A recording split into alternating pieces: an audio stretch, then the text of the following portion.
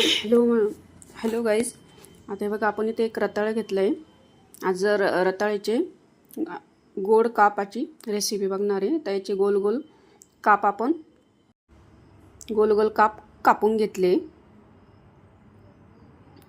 त्याच्यानंतर हे बघा, अशी बारीक बारीकच पतले पतले अशी कापून घ्यायचे.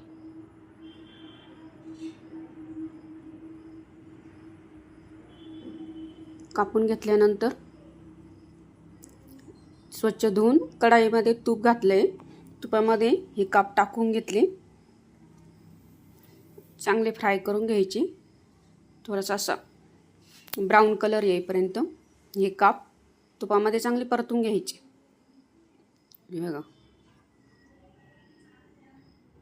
असं गोल्डिश कलर आलाय बघा. परतून घेतल्यानंतर आपण एक वाटी गूळ घालणार आहे. त्याच्यामध्ये आपल्या अंदाजे गूळ घातल्यानंतर हे बघा, गूळ आता इथं पाणी सोडेल, म्हणजे त्याचा पाक तयार होईल. तो पाक थोडा हे झाल्यानंतर आपण पाक, हे बघा पूर्ण पाक तयार झाला बघा.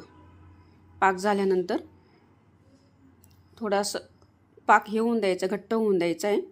आणि बघा कसे सुंदर असे काप तयार झाले रताळ्याचे. खूप छान लागतात. एकदा नक्की करून बघा तुम्ही ही रेसिपी.